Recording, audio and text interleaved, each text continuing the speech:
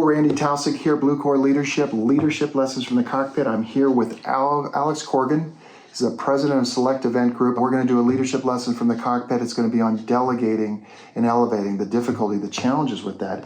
This hits home for Alex, and we're going to talk more about that in the cockpit.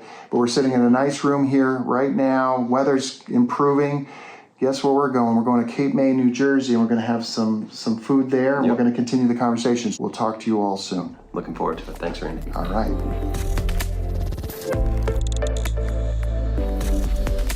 Well, we're going to talk today about this whole idea of the challenges of delegating.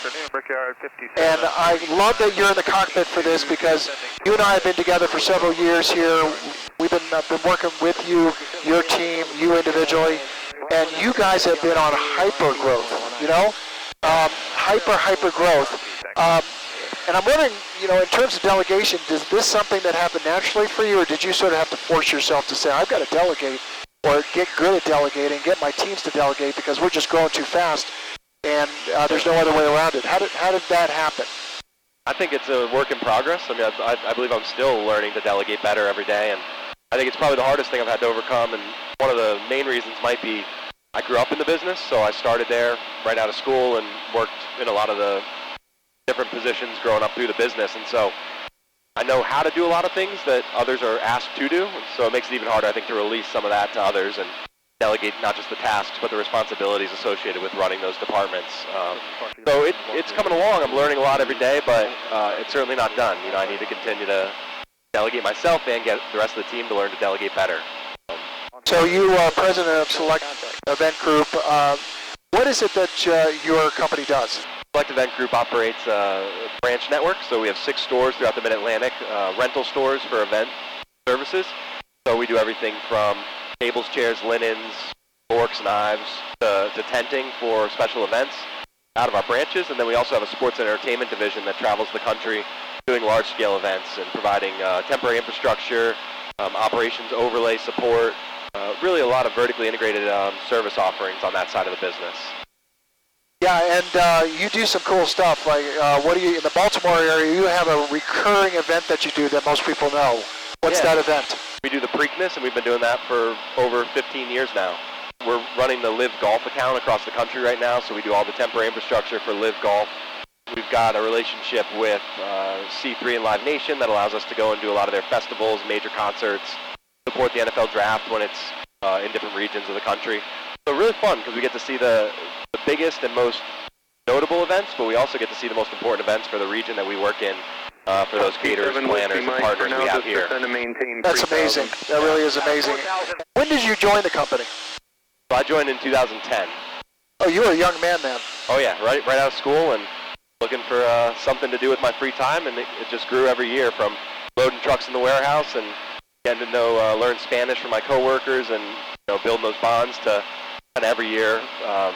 CEO and founder Marty has been a real advocate for growth and just drives growth and big vision throughout that whole time, and really gave me the opportunity to grow into new roles each year and take on some new challenges. And I guess in the vein of delegation, really just felt comfortable delegating more and more to me over time, and I couldn't appreciate that more. We have a saying that Select is the smallest it will ever be today, and I really love that, and we use that with our team to make sure they realize the importance of continuing to delegate, build systems for simplicity now, because things are only going to get more complex with growth. And we also say we're building our future together, and I love those two concepts. We're the smallest we'll ever be today, but we're also building our future together. That's a really great concept. I would think since you've grown up through the company, and now you're at this executive level, as you started to have to do more proactively delegating, so you could elevate and put your time into different things that had a higher value for the company. Did you ever feel hesitant, in terms of feeling like you shouldn't delegate something to someone? You should do that, and you feel bad about asking them to either do it, whether it's a task or actually delegating all the responsibility?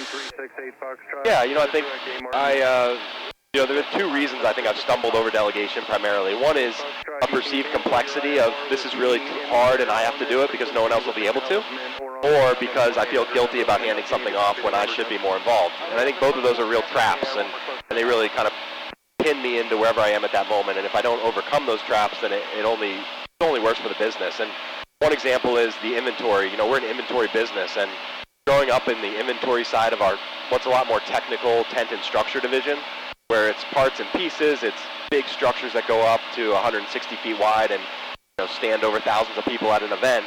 Delegating the management of that inventory and critical nature of it to our business was really, really hard for me to overcome. I perceived it as too complex. I perceived it as something I should be doing, not fair to someone else to have to do. But I realized if I'm always managing our inventory, the company's never going to grow beyond my ability to do that. And I actually equate, I'm getting my pilot's license right now. Yeah, we ought to talk about that because, that's really cool. But I equate that process that I went through of handing over inventory to my instructor handing over the process and the tools to learn to land the plane, especially. And what I mean by that is there's no greater risk, right, than teaching someone to land a plane. And in the same way to our business, there was not much of a greater risk than teaching someone to learn the complexity of our inventory, because operational failure is not acceptable. I've not once had to dive back in since that was handed off. And I think for a business that has thousands of SKUs and thousands of events every year, and I mean that thousands of tickets that go out every year, handing off inventory was a major moment, and that's the example. Did I feel guilty through some of it? Sure. But is the business much better off now that I'm not the one pulling the strings on inventory? 100%. You know, it's interesting. Sometimes we delegate, and it's hard to delegate because we do things, we could do it better, and we could do it faster. So the tendency is I could just do it quicker myself, and then you get into that vicious cycle, right? Yeah. Actually, in the spirit of delegating, because you are a pilot, how about I delegate the radio to you? Would that be okay? Now, I know I can switch them because you don't know the schematics here. See what? 7 Charlie Delta, traffic 1 o'clock, 5 miles northbound, descending out of 8.5 for 6,000 to Cheyenne. We're looking for the traffic, 7 Charlie Delta. 7 Charlie Delta looking for the traffic. That's it? Yep, that's right. I really enjoyed the conversation with Alex in the cockpit. We talked about the challenges of delegating, even for seasoned pros in fast-growing companies. There's more to come in part 2, which I will share with you next month as we begin the conversation in the Flight Deck Diner, a very cool diner in Cape May, New Jersey. Hope you can join us. See you soon. 7